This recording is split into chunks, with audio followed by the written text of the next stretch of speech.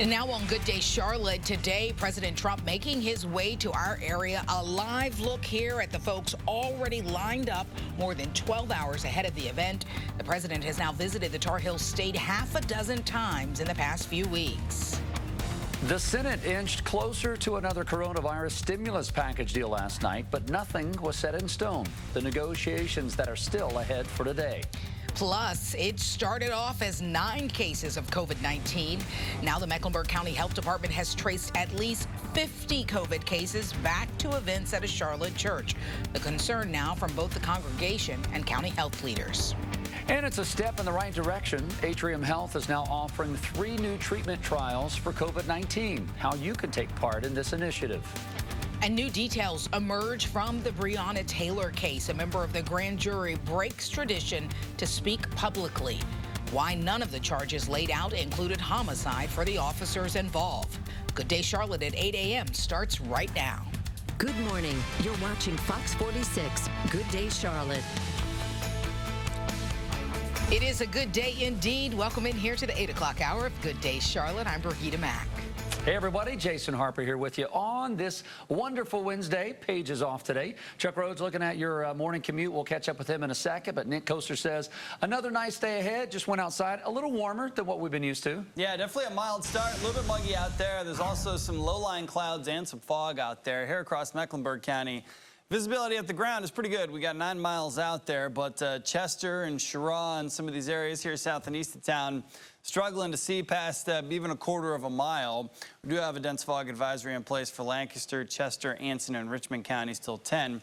Here is Mecklenburg County, and yeah, you can kind of see it gets a little cloudy there towards the tops of some of those taller buildings in the Charlotte skyline. Otherwise, we will see this cloud coverage disperse a little bit with more sunshine for the second half of the day. Right now it's 64, and we're well on our way to another reading that will be very similar to what we had out there yesterday. Matter of fact, outside of this weekend, we've had high temps at or above average over the last 7 days. So it's been a pretty warm period here of late. Another day in the upper 70s. Some spots going to be in the 80s, and we'll keep it above 70 for the mountain communities as well.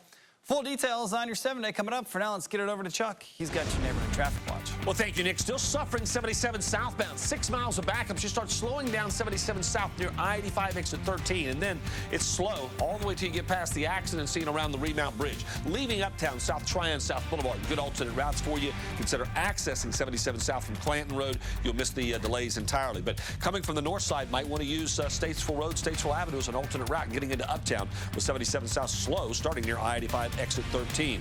Folks, got a collision clearing up Providence Road near Sharon Amity. Still seeing a little slowdown inbound Providence Road. Consider Randolph Road as an alternative. Back to the studio. Fox 46 is your local election headquarters, and today President Trump will host a campaign rally at the Gastonia Municipal Airport. The venue says it's prepared to host thousands, and dozens have already lined up. That is where we find our Amber Roberts live ahead of tonight's event. Good morning to you, Amber. Good morning, Brigida. Let me paint this picture for you. Behind me is where we are seeing people set up for this event. Back there is where the doors will open at 4 p.m. to allow people to get the best spot they can for the 7 p.m. rally. Now, as we pan the camera over, you will see this large crowd. At 5 o'clock this morning, there was 1 person in line. Now, at 8 o'clock this morning, there's more than 100. When guests arrive, temperature checks will be given and masks will be available. This visit will mark the 6th time that Donald Trump has visited North Carolina in the past few weeks. So get your friends and get your family, get your neighbors and your co-workers and vote. Ahead of Donald Trump's Make America Great Again rally, Secret Service and Gastonia Municipal Airport employees have been working to secure the grounds. With Election Day less than 2 weeks away, visits from candidates on the presidential tickets are ramping up in battleground states like North Carolina. Do you think these visits matter for voters and will help them decide? I think it does to a certain extent, and I think it does help for those parties to see who they're representing. North Carolina is a swing state, so they're watching us very closely. Any thoughts on that? Yeah, I mean, I think it's important that everyone get out and vote. It's going to make the biggest difference in this election, what happens with North Carolina. Trump's Gastonia rally comes after his own battle with COVID-19 and in the middle of a pandemic. Thousands could potentially attend, and when attendees register online, they're asked to acknowledge that they, quote, assume all risk related to exposure to COVID-19. And representatives with the city of Gastonia said the following about Trump's rally, quote, we are working with many agencies to make this a safe event for everyone. Live back out here, as I already showed you, the crowd is getting larger, more than 100 people in line, and they started lining up around 5 o'clock this morning. One of the people up here this morning who woke up early to get here is Kelly. Kelly, what time did you wake up and when did you get in line? We got up about 6 and we started walking up here about 7:45. You were mentioning that you don't live too far from here, so you don't have to worry about parking. For those watching right now, you can park in surrounding areas up to the airport, but you aren't going to be able to physically park at the airport itself. Right. It's a really good opportunity for you to be able to walk over. Do you think that living close make this an easier experience for you? It was perfect for us. There was no question we weren't going to be here, and I had a couple of friends that had called and asked to come and park, and we said, come on. So you're making this an experience, which brings me to the experience that's happening later on tonight. Trump is going to get here and speak at this rally at 7 o'clock. Have you ever been to a Trump rally before? If you haven't, what are you expecting? What are you hoping for? No, we were going to go in March, and it just didn't work out for us to go, and we've been wanting to go, and we were just so pleased that he was coming to Gastonia. It's a once-in-a-lifetime experience you cannot pass up. And have you already voted yet? Yes. Did you vote early by mail? We voted Monday. So early voting, yes. And even though you already casted your ballot, why did you want to see President Trump? He is my president, and I 100% back what he does and says. And he has made every promise and kept every promise, and he's continuing to do it, and I agree with everything he's done. Last question for you. We're expecting a very large presence of his supporters coming out today. That speaks volumes in terms of how many people are supporting Trump within the Carolina area. But in your opinion, do you have any concerns about these large crowds, saying that it could be between 15,000 to 20,000 people with the pandemic ongoing? Yeah, we're outside, and they said as long as you're outside, and you're not right on top of each other, that you'd be okay. When we get in closer proximity, we will have masks. I have a mask. We all have our masks. So, plus I hear they're handing out masks, so that's even better. Thank you so much for talking with us this morning, Kelly. And again, that rally is starting at 7 o'clock tonight. We are just 11 hours away from things kicking off. Live this morning in Gastonia, I'm Amber Roberts, Fox 46. And not everyone's excited about that Trump rally later today. A group of North Carolina doctors want the president to cancel that rally. They say they submitted a letter to his campaign last week. They believe this could become a super spreader event. I can't emphasize how reckless it is to hold back-to-back rallies with no restrictions. The president's visit comes as COVID-19 hospitalizations are reaching their highest point in North Carolina since mid-August. In Gaston County, where President Trump is holding his rally, hospitalizations continue to tick upward. The group says they also asked the president to cancel last week's rally in Greenville, North Carolina, but hundreds still attended.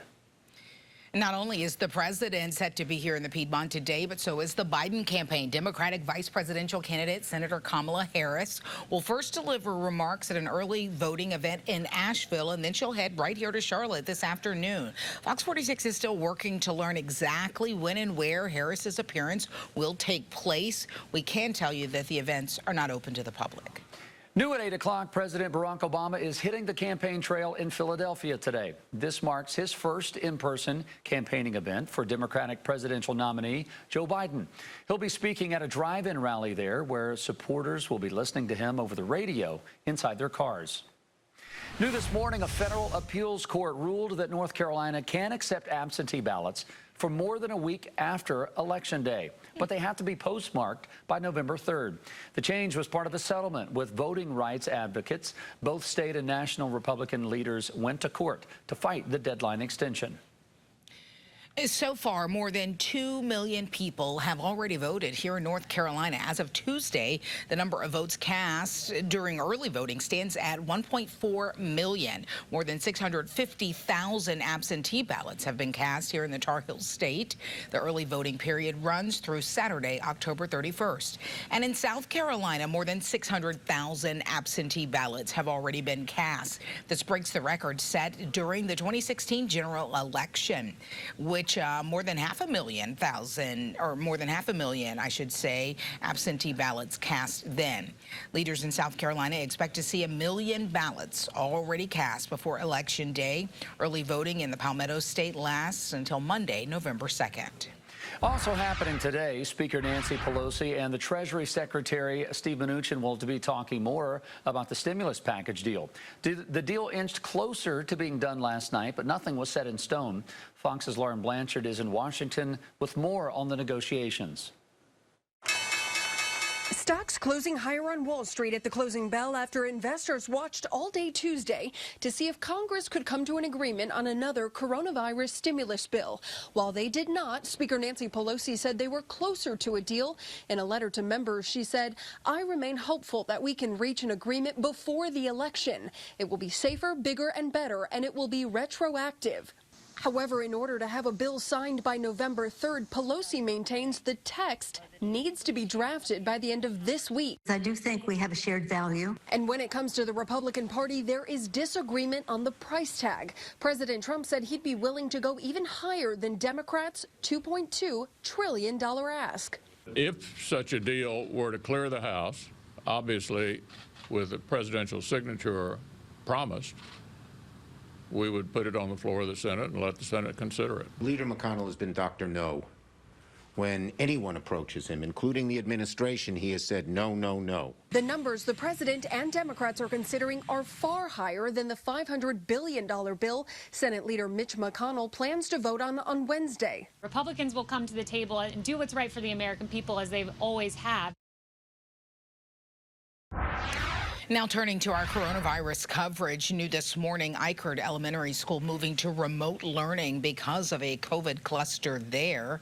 That school is in Burke County. The remote learning begins November 5th. There will be no activity on campus for the next several days. The school working with the county health department to identify anyone that might have been exposed. So parents, if you do not hear from the school's nurse, then know your child is not considered to be at risk.